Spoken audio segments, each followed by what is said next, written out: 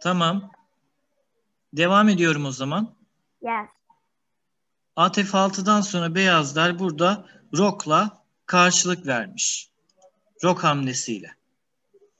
Yani artık şahını açmaza alma durumundan veyahut da saldırıdan biraz kurtarmaya çalışmış. Siyahların bu hamlesi biraz düşündürücü ve biraz kötü bir hamleye benziyor. Yani benim düşünceme göre Niye? fil C5 çünkü dikkat edersen F2 karesine güzel baskı uyguluyor. Açmaza almış gibi duruyor ama zaten orada onu savunacak bir taşın yok. File? Ve beyazların F2 şuradaki piyona siyahın bu taşı baskı uyguluyor ancak beyazlar zaten hem bu piyonu oynayamaz, önü kapalı, hem de artık bu piyonu koruyan şah haricinde bir de kale var. Ondan dolayı buna şimdilik pek de sağlıklı bir hamle diyemiyoruz. Bu arada Ali de geldi herhalde. Hoş geldin Ali. Hayır hocam gelmedi. Ha, Emir de geldi. Hocam Ali geldi de Emir geldi. Ha, tamam. Hoş geldiniz çocuklar. Merhaba.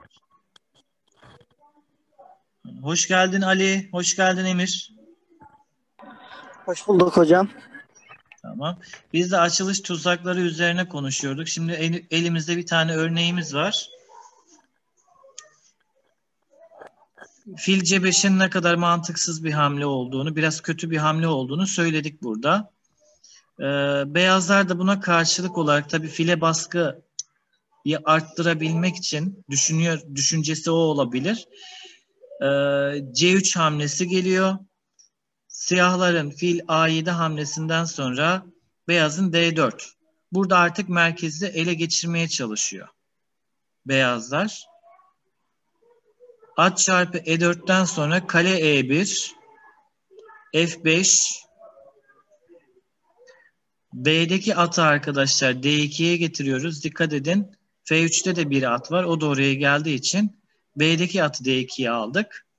At çarpı D2, at çarpı D2, E4. Buradaki E4 hamlesi yine biraz kötü bir hamleye benziyor. Çünkü o piyonu tutan tek taş, yani koruyan bir tek taş var. O da F5. Buradan at çarpı E4'ten sonra siyahlar rok yapıyor. Peki bakın at E4'ü aldıktan sonra siyahlar neden buradan bu piyonu almadı? Neden? İşte onu soruyorum Roku size. Neden bozulurdu almamış hocam. olabilir? Efendim? Rokunu bozmak zorunda kalırdı. Aynen değil mi? Roku bozma durumu var ama atın siyahlarında bu at hamlesi var. Şu at hamlesi var. Hocam roku bozma durumunda kalırız derken. Sizce neden almamış olabilir?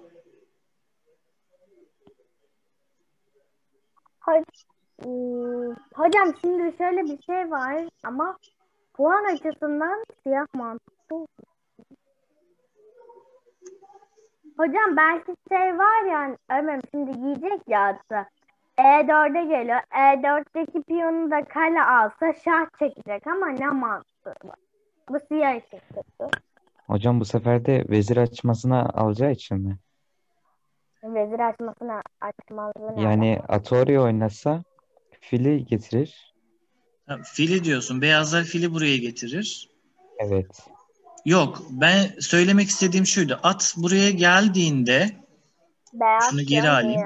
At buraya geldiğinde siyah neden rok attı? Bu atı almadı. Alsaydı durum ne olabilirdi? Hocam gelişimini tamamlamak istemiş. O da olabilir. Hocam bir de belki hem kalesine oyuna sokmak hem de şahını güvenli yere almak istemiş de olabilir. Yani neyse biz devam edelim roktan. Burada rok var. Bundan sonra siyahla özür dilerim. Beyaz işte Ferit'in söylediği gibi artık vezire yükleniyor. Vezirin gideceği bir kare kaldı. Neresi olabilir o? Ee, E8. E8 Değil mi? Bir tek orası var. Ondan sonra bir de at. evet, at hamlesini görmedik değil mi? Atla kapatıyor. Eğer bakın burada siyahlar hemen bunu yapsaydı, bizim gördüğümüz ilk hamleyi yapsaydı şu gelebilirdi değil mi at hamlesi? Şah Hocam burada at ve fedası kalenin var. yolu açık olduğu için vezir düşerdi. Doğru mu? Yani Atla da alırdı hocam. Atla daha mantıklı. Atı buradan alırsak siyah bunu yaparsa tamam hocam. değil mi? Ya da tam tersi dediğin gibi şahı kaçarsa atla da bunu alabilirdik. Ama bu hamle gelseydi ne olurdu? Beyazın sonraki hamlesi kale gelecekti. Burada kale çarpı kale, sonraki hamle muhtemelen bu olabilirdi. Ama burada filden sonra at hamlesi var. At E7. Artık beyazlar da atını korumak için bir hamle geri aldı. Yani ileri geri hamle yapacak burada. Siyahın da hamlesi kale F7. Neden kale F7 olacaktır? Çünkü Çatal yememek için. aynen şuradan fil hamlesi vardı. Çatal hamlesi vardı. Değil mi? Vezir kaçtığında hem açarak vezire yüklenecekti hem de kale düşmüş olurdu. Bundan dolayı kale F7 hamlesini yapıyor. ama çatal zaten çok mantıksız değil mi? Bak eğer buradayken beyaz hadi bunu oynasın. Özür dilerim. Siyah hadi bu hamleyi oynasın diyelim. Burada şu hamleyi gördün mü? Evet. Tamam. Burada ne yaparsın Yıldız? Hocam şimdi ben vezirimi kaçarım. Nereye? Tek bir kare var. O da burası. Yani Şunu yaparak ne yaptım bak. Hem kaleyle bunu yükleniyorum. Hem de o niye aldı bu? ama hocam bir şey söyleyeceğim. Hem de ne yaptım? Beyazlar bir kale üstün oldu. Burada alır. Artık bundan sonrası farklı bir varyanta girer. Ama bizimki at G3'ten sonra kale F7 biraz siyah için mantıklı bir hamle oldu. Burada ise beyazlar E dikeyinden saldırmaya devam ediyor. Hücuma. Şah F8, at F5. Peki buraya kadar bir artık kazanç durumu oluşacak. Siyahın hamlesi ne olabilir? Beyazın hamlesi ne olabilir? Hocam şöyle bir şey var şimdi. O at savunmasız. O atla bir şey yani ne bileyim. Ya atı yiyebilir. Değil mi? Bak bu at, siyahın bu atı açtığı anda ya da bunu oynadığı anda fil tarafından vezir düşüyor. O güzel. Peki burada bu kaleyle beyazlar kaleyle vezir niye çiftledi? Bu dikeye getirdi.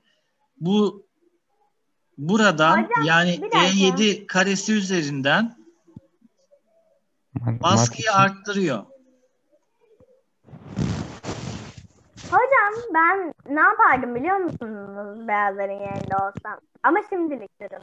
Vezirle atı alsa ama kale var. Tamam. Kale var. Kale alır. Sonra fil alırsa vezir alır, at alır.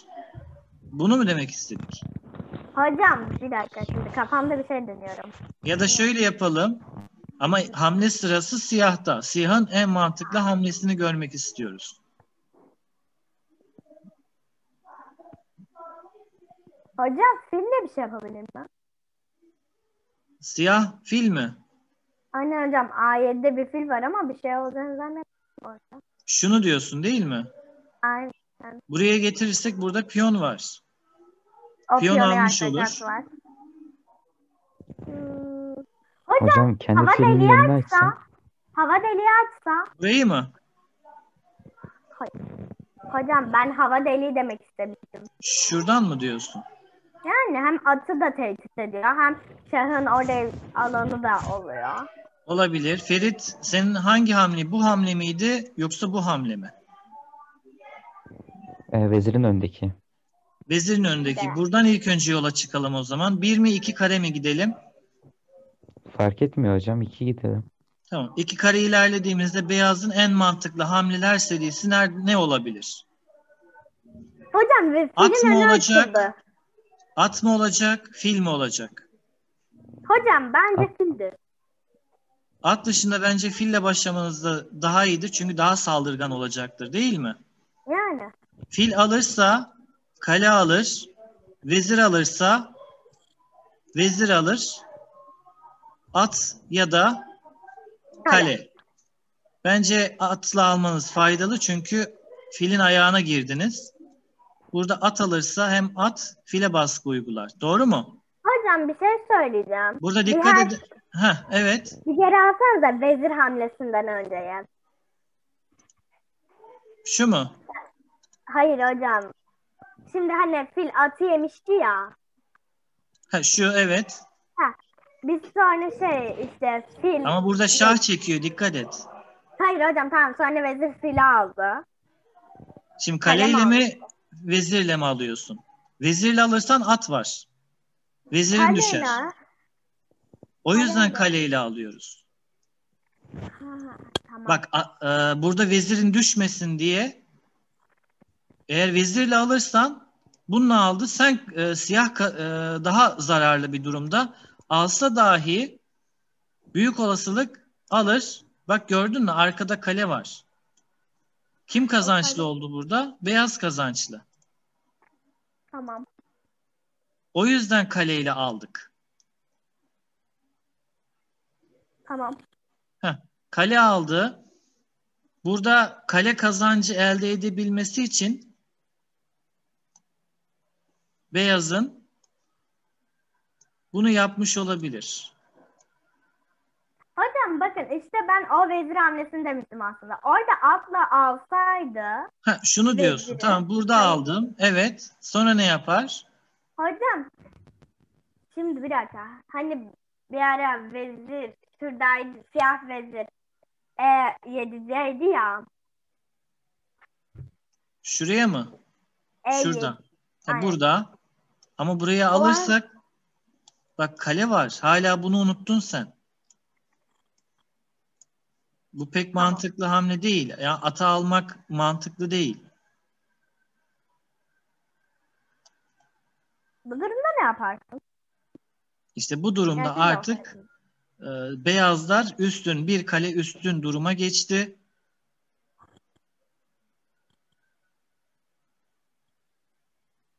Muhtemelen beyazın sonraki hamlesi şöyle olabilir. Ama hamle sırası siyahta. Siyahın en mantıklı hamlesi ne olacaktır?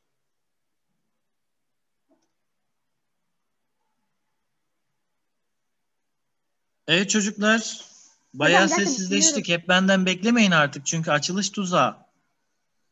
Hocam açılışı geçti. Neredeyse oyunun sonundayız. Tamam işte açılış burada tuzaklar devam etti. Başka bir oyuna geçelim o zaman. Olur mu? Hocam düşünüyordum. Neyse tamam geçelim hadi. Heh. Yine aynı E4, E5, at F3, at C6. Bu artık klasik değil mi? Hep bunlar geliyor. Fil B5. Burada yine hangi hamleyi yapıyorduk Yıldız? Siyahın en mantıklı hamlesi neydi? Hatırlamıyorum. A5'te değil mi? He tamam. Evet, A5 hamlesi en mantıklı hamle görünüyordu burada. Siyah için. Fil A4, at F6, rok geliyor. Bu sefer rok daha erken geldi burada. Fil C5. Yine aynı mantıksız bir hamle oluyor.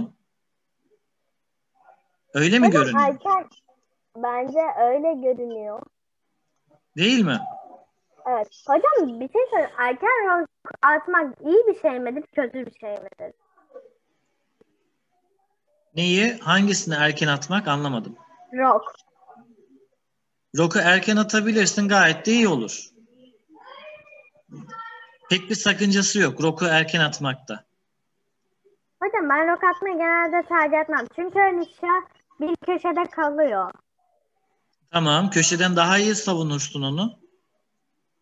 Hocam mesela ben genelde rok atıldığında rakiplerim genelde H2 karesine odaklanıyorum. H2'ye filmi geliyorum. Oradan vezirimi çıkıyorum. Sonra veziri H2'ye alıp mat ediyorum mesela. Yani İşte ama rakibinde H2 karesinden ya da H7 karesinden kendisini savunmaya alabilir. ama hocam yani Dikkat et veziri burada, oradan çok daha rahat mat bak edebilir. bu at burayı tutuyor. Bu at da burayı tutuyor. Tamam. Tamam, devam edelim. Bak burada at verdi beyaz.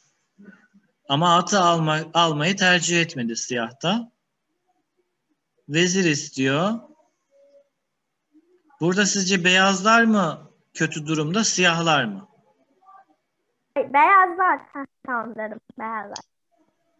Normalde bak, siyahın bu hamlesi iyi midir, kötü müdür? Amacı ne olabilir? Şurası olabilir değil mi? H2 karesi. Yani. Ama pek bir Ama korunaklı değil. yani şah F2 direkt alır. karesi olabilir. Vezir var. Kale var. Ama siyahın da atla fili var. Sizce ne olacaktır? Bence ilk önce buradan şah çekebilir fille. Kaleyle aldı desek. Ama şahla da yok, şahla alamaz. Kaleyle alırsa at var. Vezirle alırsa at var. Kaleyle olur bu yüzden. Kaleyle alır. At alır. Vezir alırsa vezir. Şah. Yani Madde takaslar bu ikinci- şekilde oluyor. Daha doğrusu şuradaki koruma bu. Beyazların hamlesi ne olabilir? Buradan G3 mü olur? G3 hocam. G3 Değil olur. Ben mi? G3 oynardım. Evet, G3 hamlesi mantıklı görünüyor. Çünkü yolu kesiyorsunuz. Hem de F2'nin. tehdit ediyoruz. Evet. Ama bakalım Ama hocam beyazlar ne oynadı? At oynuyor. bir de Çünkü G3 E4'teki atı biraz tehlikeli gördüğü için o atı kaldırmak istiyordur. Ya da vezir takasına girecektir. Büyük olasılık. Bak şöyle şah çekip çatal atabilir. Vezir alırsa at alır. Bunu planlıyor olabilir beyaz. Ama burada at aldı. Fil ve şah. Kalesini alacak hocam. Evet, kaleyi almak istiyor değil mi? Beyazın buradaki amacı kaleymiş. Evet. Yıldız gördün mü A8'deki kaleyi? evet. Burada ne yapacak? B çarpı vezir çarpı. Bak kaleyi almak istiyor. Şah çekti. Fil gelir. Şah. Şaha gidecek. Kaleye alsın. Ha, Kale. Burada siyah kale fedasına girdi. Daha doğrusu taş feda ediyor sürekli. Ama dikkat edin. Buradaki savunması, şuradaki savunması düştü. Zayıfladı. Hemen niye aldı bunu? Beyazın buradaki savunması zayıfladı. Evet, siyah buradan bak şah çekiyor. Muhtemelen şuradan mat isteyebilir. Bakalım ne yapacak? Beyazın. Hocam Şah H1. Başka hamlesi yok çünkü. Bu atı alacak hamlem yok. Ve veziri bak dikkat et Açmazı alırdı kullanışsız hocam. bir yerde. Efendim? Pardon hocam. Dedim. E1'i alsa daha mantıklı olmaz mıydı kaleyi? Beyaz mı kaleye E1 alsaydı? Evet. Ama buradan şah çekildi. Pardon hocam. Pardon hocam. Kaleyi alamıyor. Şah kaçmak zorunda. Başka hamlesi yok çünkü. H1. Kafam karıştı. Burada dikkat edin. Beyaz vezirini daha doğrusu siyah matı gördü. Matı nereden yapabilir? Kim gördü? Onu da sorayım da şimdiden. bir dakika hocam, biraz bekleyin. Düşünelim. Evet, bekliyorum.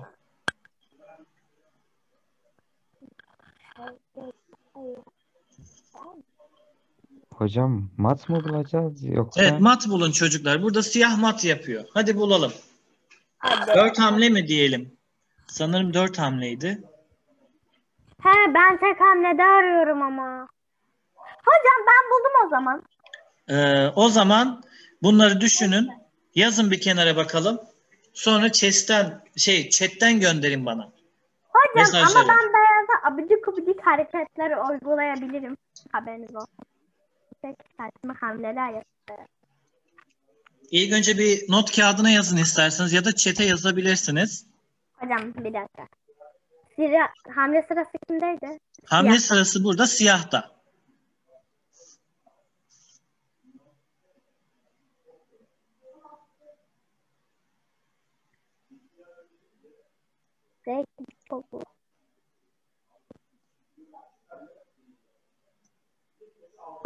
Hocam beyaza istediğimizi oynatabiliriz değil mi?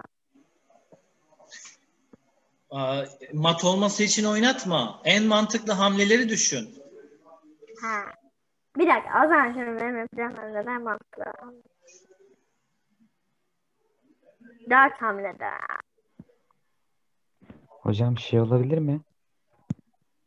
Mesela siyah karedeki fili D6'ya gelse, Aynen. o da Ben de piyonunu anlamadım. oynasa, atla alsa, fille alsa, Ee, yani bir hamlede Bana matı notasyon oluşur. olarak söyler misin? Tam duyamadım Fil baştan. D6. Fil, Fil D. evet, fil D6. Bir dakika, bana 10 dakikalık zaman verdi yine Mid. Aynen. Hocam bir şey olmaz biz devam edelim. Valla 10 dakika zaman verdi çocuklar. 10 dakika sonra yayına tekrar bağlanmak zorunda kalacağız. Öyle görünüyor. Ferit, baştan söyleyebilir misin? Fil Fil D6. D6. Fil D6. Evet. Evet hocam. Hocam Siyahta bir sıra. dakika. Şunu mu diyorsun? Aynen. Evet hocam. Bence bak, buradaki hamle değil de şu hamle mantıklıydı. Neyse, buraya geldik. Beyazın en mantıklı Piyonu hamlesi ne koysa, olabilir? filin Piyano önüne değil. piyon koymak. Filin önüne piyon koyacak değil mi? Yani şu filin önüne. Evet. Ortadaki piyonu koysa olur mu Şunu hocam? mu diyorsun? Ortadaki. Aynen. Ben Ha, onu pardon, şunu. düşünmüştüm. Hem vezir Evet. istiyor diyorsun, hem yolu kapattık. Evet. Atla alsa. Atla buradan şah çekti. Böyle mi? Evet. Sonra Çatal piyon avantajı. alsa. Şu piyonunu aldı. Evet. Sonra fille piyon alacak. Bunu açmaz da. Bir hamlede matı var artık hocam. Valla bilemiyorum. Nasıl? Şu Mesela gelebilir. kalede son bir çare olarak oraya oynasa fil alır Evet. hocam. Ne olacak ki? Tamam, fil aldı. Buraya Fil alır kaçabilir zaten, şah. sonrası kolay hocam. Bunu yapsan bu gitti. Buradan yapsan bence kurtuldu gibi. Hocam her şeyi geri alın. Ben birazcık daha düşüneceğim. Tamam, şah H1'e geri döndüm. Burada hamle sırası siyahta. Hocam bence çok mantıklı değil mi? F2. Fil. Fil F2 daha mantıklı geliyor bana da. Bundan sonraki nasıl olur? Kale almayı tercih etmezse ne yapacak hocam? İşte almazsa ne yapabilir? Kale fili kabul etmezse kaçacak Zorunlu yeri yok değil. Bak, zaten. mecbur Almak zorunda değilsiniz mı? çocuklar. Evet. Alma mecburiyetiniz yok. Hocam ben düşündüm şimdi. Hani vezir H8'de ya H8'de ya. Evet. O vezirin pozisyonu da zaten beyaz için kötü biraz. Yani şahın neredeyse yakınında ya. Evet. Diyorum ki yani beyaz oynasam. H7 oynasam. H7 Beyaz oynarsa H7 oynayamıyor. Beyazlar H3 oynuyor. Değil mi? nasıl? Neden H3 oynasın ki? Hamle sırası beyazdaydı. H7'ye nasıl geleceğim? Hocam vezir var ya. Tamam, vezir istiyor diyorsun şuradan. Takas yap. Ama bedava vezir oldu burada. Aynen mesela. Aldı. Bir şey yapmadı yani. Boşu boşuna vezir karasına girdi. Hı hı. Vezir aslında feda değil bu. Yani veziri bedava verdin Hadi sen. aynen. Feda değil. Hocam ama bence burada en mantıklı yani kalenin fili yeme. Bakalım. Devam edeyim istersen. Fil mantıklıydı. Beyazın da H3 hamlesi var. Eğer bunu alsaydı, bak buradan sonra kale alsaydı vezir vardı değil mi? Bir de hocam şimdi. Şuradan mat istiyor. Gördünüz mü? Bak veziri buradan mat istiyor. Bak onu hiç görmemiştim. O yüzden bak o yüzden kale almıyor. H3 oynuyor. Beyazlar. Ya. Siyahlar da buna karşılık Hocam veziri H3 feda yerine etti. Nasıl feda? Şuradaki fili görmediniz değil mi? Yani. Bak şuradan mat isteyecek. Bir de hocam piyonda alınarak veziri yiyecek. Aldı tamam. Ee, Sonra fil C6 şah. Şah H2. Fil G3 mat. nasıl? 2 fil matı işte. Matın güzelliğini gördünüz mü? G1'e de gelemiyor. At var. Benim falan var. Estağfurullah canım öyle söyleme. Yani bak Aynen. o yüzden söyledim. 4 hamlelik dememin sebebi buydu. 2 fil matı. hocam Gördünüz mesela mü? H3'ü oynamak yerine beyaz G7'deki piyonu alsaydı Şimdi burada siyah bundan sonra neyi yapsaydı beyaz? Hocam bence en beyaz mantıklı. G7'deki piyonu alsa G7 şurayı diyorsun değil mi? Evet. evet hocam. Siyahın Yani sizce bir hamle nebze sırası savunmuş olmaz mı? bilemiyorum. Bak burada oyun değişebilir.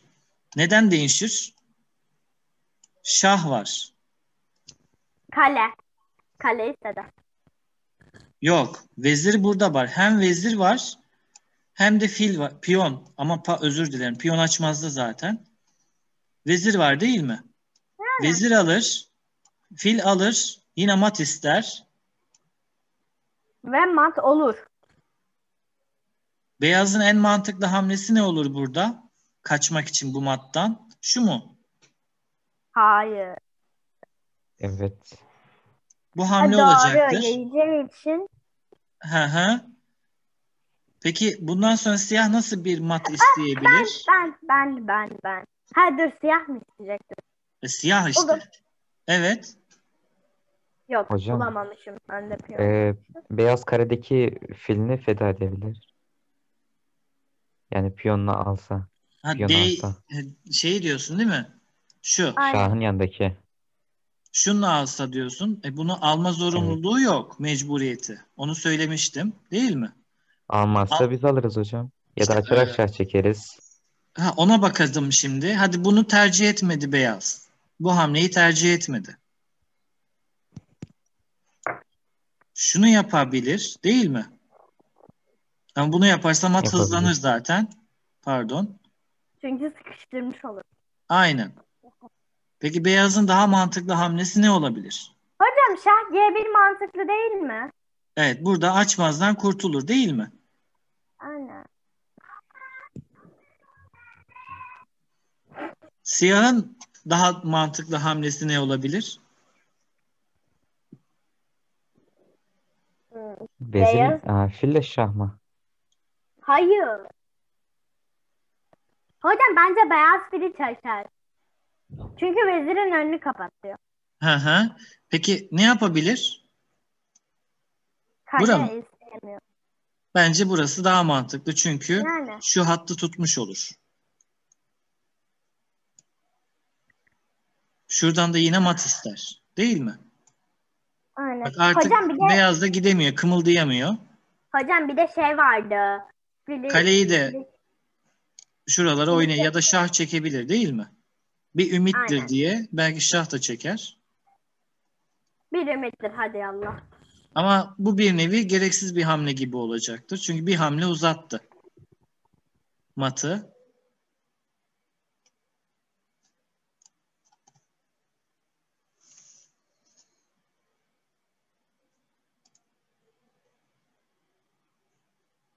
Çocuklar burada mısınız? Evet. Ne bileyim bir an ekran gidince dedim herhalde kapattı Zoom. Şimdi burada ne yapabiliriz? Beyazın Şah mı var ya da şuradan mı şahı var? Var ama kale gider. Evet, fil var Her değil türlü mi? mat olacak. Hı hı. Son çırpınışları hocam. Hadi buradan son çırpınış olarak şuradan şah çekersek alır diyorsunuz. Beyaz yine ne yapabilir? Şurayı mı yapar? Ama buradan mat var. Ama bu matı biraz uzatmış olduk. Zaten her türlü mat olmayacak mıydı hocam? Doğru, her türlü matı vardı zaten siyahın. Hatalı bir oyun açılışı oldu beyaz için. Neden? Siyah direkt kaleleri feda etti. Beyaz siyah da matı kazandı. Çünkü neden? Vezir H8'deyken beyaz vezir H8'e girdiğinde artık kullanışsız oldu. Hiçbir işe yaramadı. Yani saptırma diyorduk ya. Hedefi burada saptırdık. Bu arada Zoom kapanmak üzere çocuklar. Yeni bir link yapayım.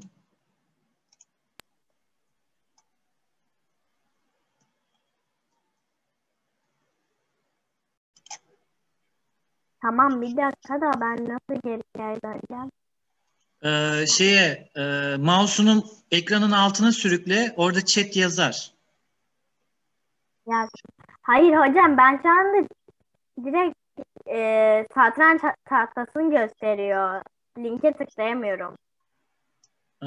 Yo hayır Linki hayır. kopyala. Chat mesajını Linki göremiyormuş. tıklayamıyorsan Mesajı göre. hı. Dur bir. Senin Zoom'un adın mesaj neydi? bölümüne girsene. Yıldız. Bir canlı derse gir. Orada chat yazıyor. Chat'e gir. Ha dur.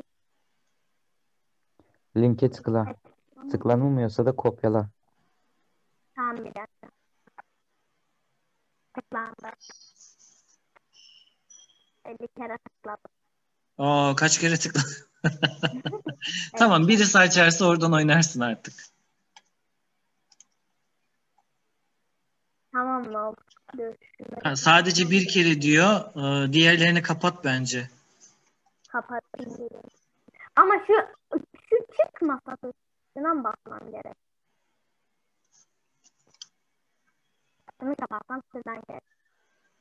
Ha çok zekiyim. Tamam. Evet. Ferit güzel. Tamam. Siz hamlelerinizi yapmaya devam edin ama dikkatli oynayın çocuklar. Ben de kendime kahve yapmaya gidiyorum. Yes. Hemen hızlı bir şekilde gelmeye çalışacağım. Tamam.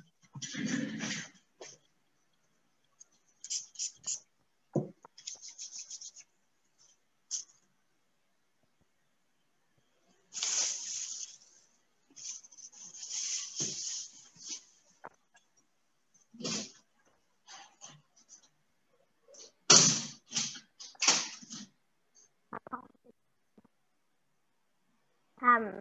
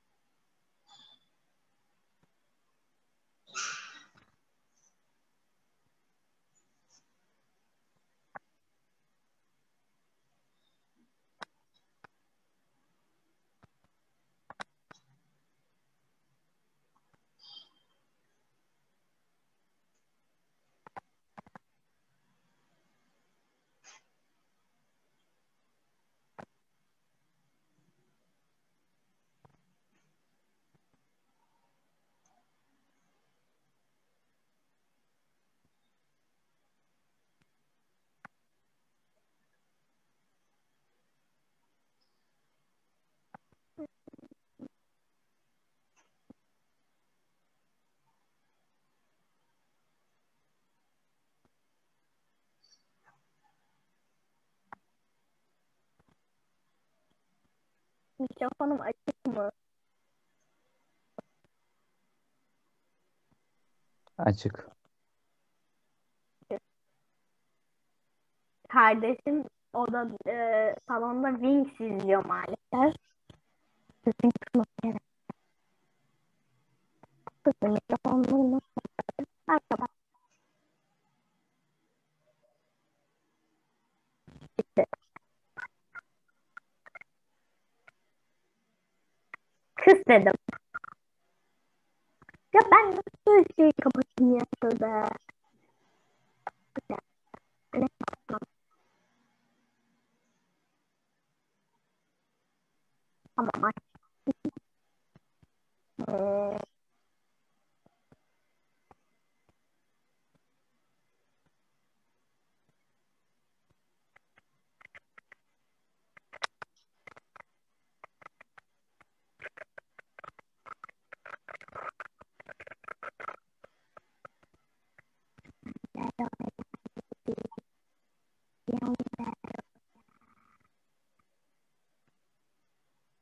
Ne derdi o da yani? Yine bence o hamle çok mantıklı. Havayı bir açalım. Bir dakika. Şunu şuraya alsam daha bir. Şunu oynayalım.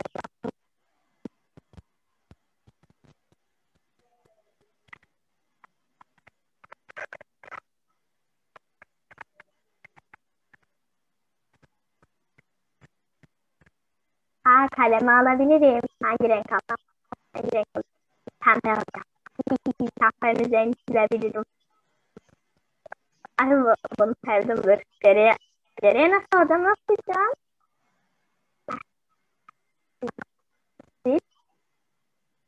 Nasıl çizeceğim? Neyse. Kalsın öyle. Ne yapayım? Bir dakika. Mouse almam gereken. Ha. Ne aldın? Ferit abi. Piyanonu aldım. He tamam. Orada ne olduğunu bile bilmiyorum. Hmm. Dur. Önce ellemeyeceğim. Dur.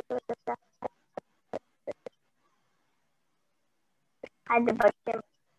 İnşallah hata yapmıyordur.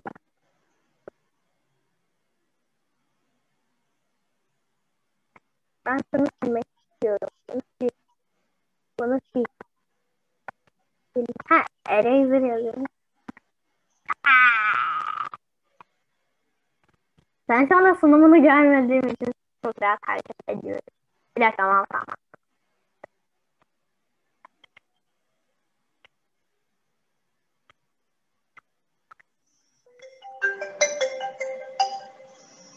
Acaba benzeri buraya gelmek mantıklı mı?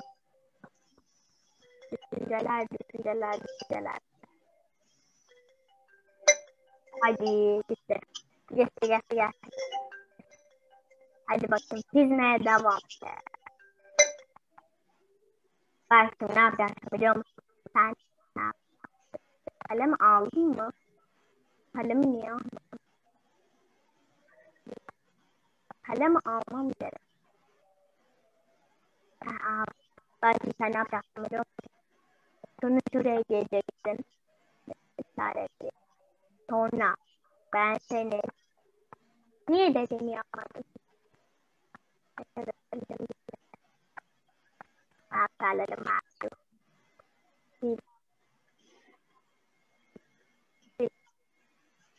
Ne çok şaşırdım. Niye bilmiyorum. Hmm.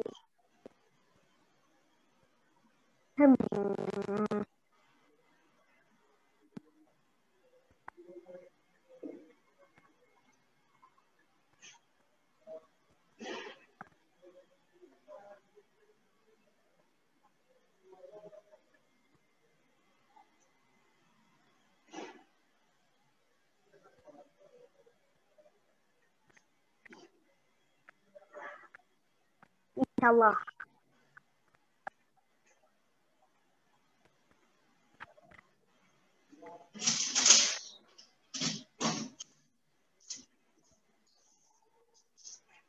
Acaba o düşündüğümü uygulayabilir miyim?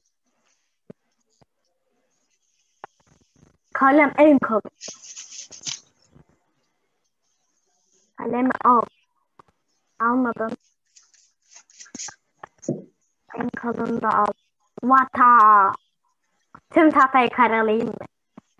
Ben Şunu bir mu şey görüyor musun? göremiyorum, yapma ama. Siz burada mıydınız? Buradaydım. Bir dakika siz benim kim oynamışsınız gördünüz. O zaman hakkımı kullanmak istiyorum.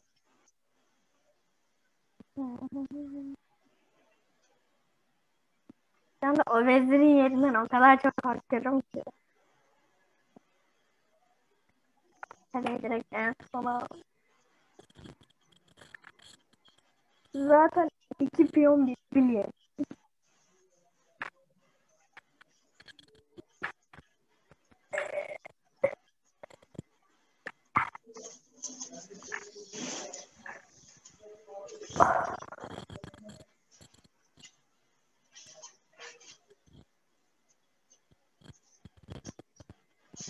Hocam sizin Efendim? başka bir mesleğiniz var mı bu öyle satranç öğretmek dışında?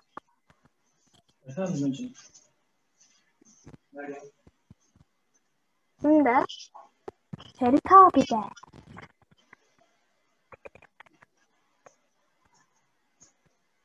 Bu vezir de acaba eski yerine mi alsam? Merak etme atı yemeyeceğim. Korkma. Korkma. Evet Yıldız, bu şeyim dışında benim de şey var. Başka bir mesleğim var yani. Bu benim antrenörüm sadece burada. Eğlence amaçlı. Yani. Evet. Hocam burada en mantıklı ne oynardınız? Hocam yardım etmezseniz sevinirim. Niye? Yardım edilmeli. Aklım. At oynamış. Atın amacı ne olabilir onu düşünüyorum da. Daha doğrusu başka bir amaç Bana var da mı? yardım etmeyin hocam. Yok, yardım Ha? etmiyorum, tamam. Of. Şu anda veziri tehdit eden birkaç yok. Ama sonradan olacaktır, dikkat et. Eski şuraya almak çok mantıklı bence.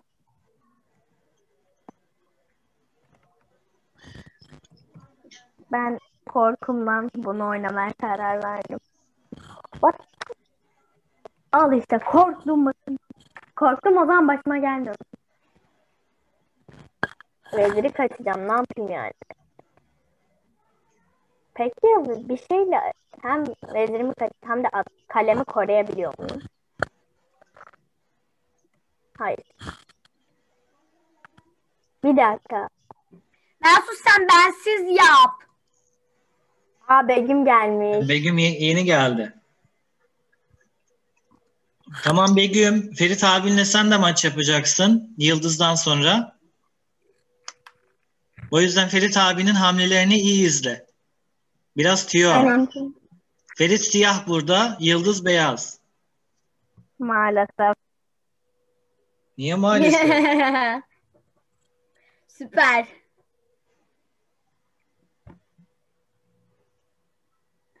Bu arada gelemedim. Özür dilerim. Dersteydim. Aslında dersim 9:10'da başladı da 4 ders yaptıktan sonra bugün İngilizce dersi olduğu için 2:30'da 2 tane İngilizce dersine girdim. O nedenle gelemedim. Ha tamam. Biz de zaten sanırım 2-3 tane açılış tuzaklarına baktık. Biraz analiz yaptık. Şimdi ise benim dışında sizin maçlarınızı izliyorum.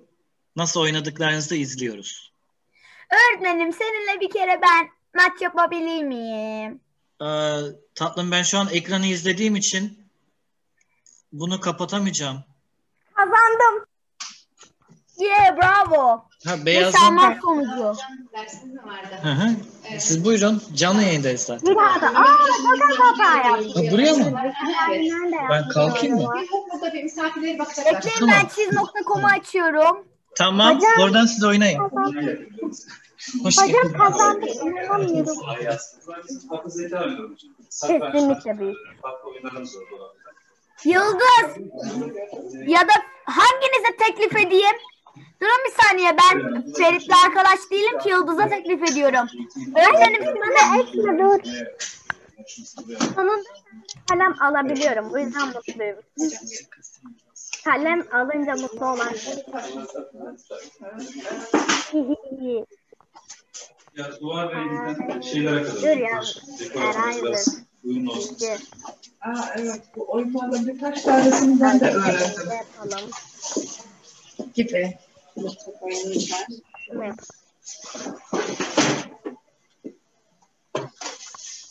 Bu çocukların şu an serbest zamanlarında en çok zevk aldıkları yerlerden birisi. Böyle sınıfınız varsa tarz bir şey gönderebilir. Var, yerimiz var. Akıl zeka sınıf şeklinde böyle bir şey yapsanız. Yıldız kabul et. Kabul etmeyeceğim. Ha. Ya kabul et. Gelmiyor ki. Haftaya gireceğiz arkadaşlar. Ben gönderdim. Onunla bir diyalog kurarız. İkinci adım da size hocam böyle bir sınıf ihtiyacınız var. Olur, çok Bu güzel sınıfı olur. sizler takip yaparsanız dönüştürürüz. Bir şey yazıyorlar. Ben Büyükşehir Müdürü, Hedef Müdürü Yüksel Demirci. Sil. Ben ortaokul grubunu çok seviyorum. Yalan olsun. Hadi sil. Yıldız. Gelmiyor. Onlar verebilirler. Senin gelmiyor isteyin. Öğretmenlerimiz var. Ama şey yok. Tamam. Neyse şöyle yapalım. Çok tutarlı. Ben yine atayım. Hayır bir şey söyleyeceğim. Hocam gelin hadi hepimiz bulmaca çözelim. Teşekkür ederiz. Sağ olun. Hocam hadi gelin hepimiz bulmaca çözelim. Hadi bakayım herkes bulmaca çözsün. Gönderdim. Ben bulmaca çözeceğim. Hihihi doğru. Hocam size atayım mı bari? Bari. Hemen bari demeye başladık. Efendim hocam. Aşağı çekti. Ne yapalım? Efendim. Kolay gelsin Teşekkürler. hocam. Siz? Şuradan nasıl saç çekiyor ya? Şuradan nasıl saç çekiyor? Aa at varmış. Ya nereye oynayayım ha? Fazla çıkmıyorum. Sadece canlı yayın yapıyorum. Halk eğitimi kursu adı altında öğrendim. Biraz böyle bir şey. Aa kazandım. Şeyh'in malıyla kazandım. Normalde ekstra gelen Tüh be yanlışmış. Hadi ipucu alalım. İpucu. Vezir oynayacakmışım. Aa buldum. Öğretmenim sizin geldi mi benim şey? Hocam bir dakika. Oynayalım. Oyunlarımı nasıl görebilirim? Ferit abiyle olan oyunumu. Hocam bir şey göstereceğim. Ya bir şey diyeceğim. Ben Ferit'le oynayamıyorum çünkü Ferit benim arkadaşım değil. Al sana meydan okudum al. Ha süper. Hayır dur okumadım. Hocam bir bakar mısınız? kesin bilgi veremem. Ama Neden okuyayım? Bir dakika dur. Hocam bir bakar mısınız? yetkisini şey veriyor. Yalçın Hoca Hocam bir bakın. bizim TSF'den lisans aktif olacak. TSF lisansı. Hocam bir bakın. Tamam. Ya hocanın adını kullanma. Telefon numarası var. Ya Yalçın Hoca'nın ya da Özgün Hoca'nın. O Sorun var. Ferit abi kaç yaşındasın? Koordinatör olduğu için o daha da Efendim? Kaç yaşındasın? 15. Biri benim Benim ablamdan küçükmüşsün. Efendim? Benim ablamdan küçükmüşsün. Benim ablam var. Aynen. Koordinatörün Tamam dur çektim. Bir tane daha çekebilirim. bir şey olduğu için en korktuğum bir şeyden hata Küfür çıkıyor. etmiyorum. Şeyim de yok. Tecrübem de yok. Paylaştığı yüz yapsam. hocam ya benimle oynasın biri ya. Niye benimle hiç kimse oynamıyor? Çıkarım ben. Tamam, iyi, link gel ya. gönderiyorum. Şimdi bakın kalemi alıp her yeri çizeceğim. Kalın, en kalını alalım. Hadi karalayalım. Hadi. Yıldız bana teklif gönder. Niye? Bak yoksa ne yaparım? Bak. Niye dersteyim? Ha telefonum ben bilgisayarı alacaktım. Hadi dur. Ne bileyim var. Sonumu ben Ferit bu yapıyorum. attığın şey ne? Bir dakika, mikrofonumu kapatmam gerek. Meydan okuma linki. Ona Harika. tıklayınca satranç oynayacağız. Sana Ha, tıklıyorum. şimdi Begüm sende Olmuyor. nasıl yani olmuyor? Bildiğin basıyorum olmuyor. Tıkladın Bir mı? dakika, Belki bir internetin dakika. yavaştır. Yıldız da şu an masa üstünü Begüm'ü paylaşan kullanabilir miyim? Yıldız. Evet, Yıldız. Yıldız masaüstü paylaşımını iptal etmen lazım. Kapatman lazım. Tamam. Sonra Begüm masaüstü paylaşımını açması gerekiyor. Gitti mi sunumum? Sunumun gitti. Şimdi Begüm sen açabilirsin. Hocam bir şey soracağım. Nasıl açacağım? Şimdi önünde bizi görebiliyor musun? Yıldız'ı, Evet, beni. sizi görüyorum. Tamam. Bak ekranın alt tarafında yeşil renkli share screen Buldum. yazıyor.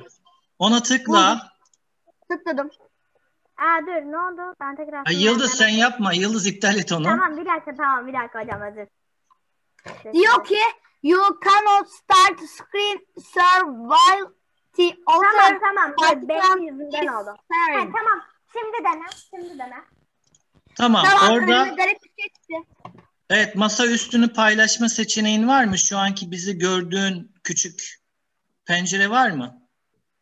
Diyor ki Windows Defender güvenlik duvarı bu uygulamanın bazı özelliklerini engelledi. Senin ilk önce güvenlik ayarlarını kapatmak lazım. Onu nasıl yapalım? Bir dakika. Hocam ben sunmaya çalışsam. O doğru, bilgisayarda oynuyorsan sen aç Ferit. Sen Belki telefonla telefonda da oynuyorsun oluyordur diye hocam. sana söylemedim. Bir deneyeyim hocam. Yetkin Tamam. var mı bende? Ben herkese yetki verdim şu an. Share screen dedim. Tamam, Tüm deneyeyim. kullanıcılar yetkili. Durun. Tamam, üzerine bastım, bir şey çıktı. Evet, sizde gördüğüm bir sayfa var. Tamam. Onu tıkla. Bastım. Tıkladım. Tamam. Başarı. Bize geldi. Tamam. Şu an geldi. Bu senin oturumun değil mi? Begüm. Benim. Bak Hasan diyor olur, rakip yok. Tamam. Şimdi rakip Ama olarak Yıldız'a karşı diyor. Hayır diyorum. Yok dur. Ferit abin sana bir chatten link atacak. Onu tıkla. Bekle biraz. Ferit link oluşturup gönderebilir misin? Yeni link gönderdim. Tamam. Begüm yeni linki tıklar mısın chat bölümünde? Chat'i göremiyorum şu an. Normalde görürüm ama. Sayfanın girmem altına lazım. gel. Bir saniye. Şu an ben neredeyim onu bulmaya çalışıyorum. Tamam. Orada değil. Sayfa açtım. Orada değil. Ha, Zoom'un chat bölümü. Zoom programının chatine gireceksin. Chat'i göremiyorum. Mouse'unu yukarı sürükle. Ekranın üstüne sürükle. Dur bekle. Ferit bana bir chatten bir şey at. Tamam, 60. Tamam. Ferit'in üzerine tıkladığımda gördüm. Tamam. Tıkla o. Basıyorum En olmuyor. alttakine tıkla. Tamam. Bir En kere Üzerine tıkla. alttaki. basıyorum oluyor mu? Olmuyorsa kopyala yapıştır. Kopyala ilk Tamam. önce. Kopyalamak için CTRL C'ye bas. İkisini aynı anda. Anlamadım. Neye basacağım? Seç orada. Bak şimdi her şeyi seç oradaki. En alttaki bütün mesajı seç. Bütün mesajı. Mavi olacak yani. Anladım, Mavi evet. olduktan sonra CTRL C'ye bas. Neye basayım? CTRL ve C aynı anda bas. CTRL ve C. Hı. Bastım. Tamam. Şimdi Google'da bak kilit simgesi, kilit gibi bir şey var ya yukarıda. Yazı yazılan yere. Evet. Oraya gel. Oraya Geldim. tıkla. Sonra Diyorum oradaki her stop şeyi sil. istihare diyor. Hayır basma ona. Ona bastığın için gitti. Tekrar Bak. paylaşman lazım. Tamam. Of, bu iş böyle olmayacak ya. Deneyeceğiz. Bakıyorum. Hocam şimdi ben ayarlarıyla oynuyordum bir şeyi. Zoom'un. Sunum gidince korktum. Aha bir şey yaptım demezsen Begüm kapatmış. Ha evet, Ferit, Begüm ben yapıyor. seni arkadaşlara ekleyeyim. Tamam, Evet. maçta eklersin. Ha, bir dakika, ben şimdi seninle Ferit abiyle oynadığım için onu Oğlum, eklesin mi? arkadaşlar. Yok öyle yapma. Öyle yapayım. Başka yolu yok çünkü. Dayanamayacağım. Hadi dur bakalım. Benden bu kadar. Ferit abi sen bana istek göndersene. Ha, arkadaşlara ekle Arkadaşlık dedim. mı? Teklif yollandı. Sen kabul etsene. Ben. Hocadan puanım düşük. İnternet dondu galiba. Ha tamam. Ağlamam. Ferit abi. İnternet dondu bildiğin. Tamam, biraz Efendim? bekle. Yavaş yap Begüm. Yavaş, sakin. Heh, tamam. Ne yapmaya çalışıyorsunuz? Begüm'ün maça girebilmesini sağlamaya çalışıyorum. Bak şimdi. Onu kopyaladın ya. Benim sana yazdığım şeyi. Şimdi Kopyalayamadım. yukarıdaki Akbil'im ama bir şey çıkmadı. Sonra stopare sıhare oldu. Bugüne basma bak. basmayacaksın Bağlayın. sonra. Ben sana arkadaş yapacağım Ferit. Arkadaşlara Ferit gidiyorum. abi de Tamam, senden arkadaşlara yaşça gel. büyük. Ben bile abi diyorum. Tamam. Arkadaşlara adını söyle. Hocam güneş geldi. Hoş geldin Güneş. Yani Hoş geldin satrançtaki diyor. adını söyle. Dur bir sınıf. Hoş geldin Güneş. Evet hocam. Ne kadar kaldı? Ferit satrançtaki adını söyle. Dur tamam bana bir şey geldi. Chat. Bakıyorum. Üstten gördüm. adını yazdım. Oradakinin aynısını yaz. Ferit abi. Ferit abi Yıldız'a yenildiğini duydum. Az önce yendim evet. Hemen söyledim. Şok oldum. Tabii ki de şok olacaksın. Senin kardeşin usta tamam mı? Usta. Usta seni hiç bilinciliği yok. Ama hep kıl payı kaçırıyorum zaten üçüncülüğü. O ikincilik ben birincilik istiyorum usta İslam. Onu istediğin renge bölürsen hangi renk olmak istiyorsan şimdi o rastgeleye tıkla. Tıkla. Beyaz olayım dur. Beyaza basam. Beyaz olacaksın. Taktiği de verdim buradan. Dansını yaptım. Şimdi birilerini çok sinir edebilirim.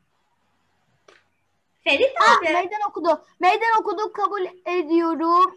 Tamam. Kabul ettim. Niye sen beyazsın? Niye ben siyahım? Ne oluyor ya?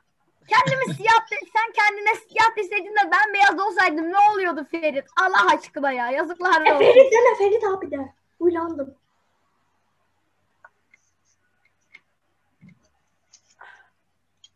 Hocam Begüm'ün yaptığı at hamlesi yanlış değil mi?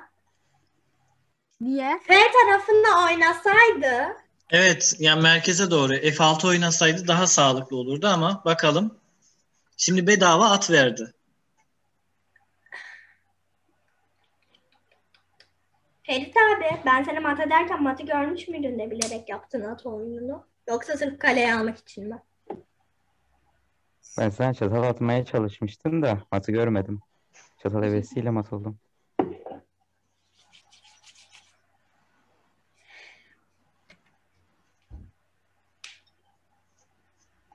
İşte bak ben o mat yüzünden hiç rok atmıyorum maçlarda falan.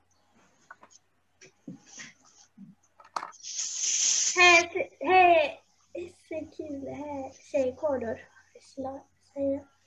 Direkt şıp diye yapar.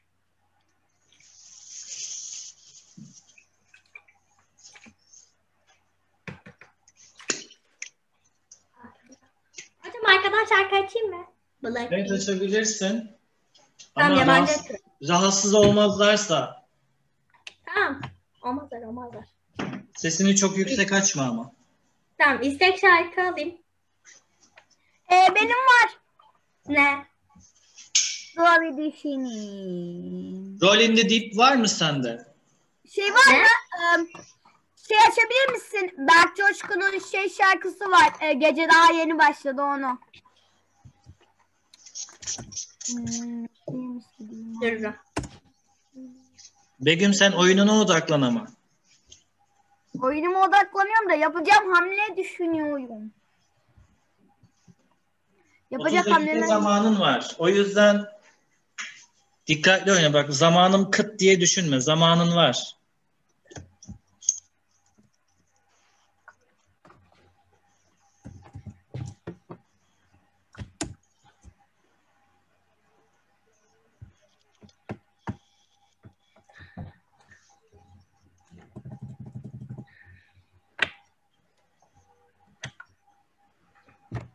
Aa, dur, bu şarkı çok güzel. Ya ama istek alıyorsun. Sesi geliyor mu? Çok az. İstek alıyorsun, isteği yerine getir. Çaldı aşkı kapında, aşk başkaydı hani kasında. Kelebekler uçtu başında. Niye? Beğenemez misin? Daha düşmedik He, göz güzel. yaşında. Kelebekler uçtu başında. Takılınca yine Turunca yanıma sen ölmem inşallah. Heyecandan öpmem inşallah. Dudağından sevmezsen eyvah. Takılınca dilimde vurmaya gülersen ölmem inşallah. Heyecandan öpmem inşallah. Dudağından sevmezsen eyvah. Begüm ne oldu? Niye bu kadar hızlı oldu? Ha, iptal mi ettin? Yok hocam o başkasıyla başladı. Ben Begüm. tekrar Onu telif iptal etti yiyecektim. yine başkasıyla başladı. Begüm sen Evet, başka kişiyle oynuyorsun. İşte o yüzden Yok iptal hocam ben ettim ya. yendim bir İptal kere. mi şu an? Ondan sonra başkasıyla oyuna geçti. Ha anladım. Biraz da seninle oynayacağım.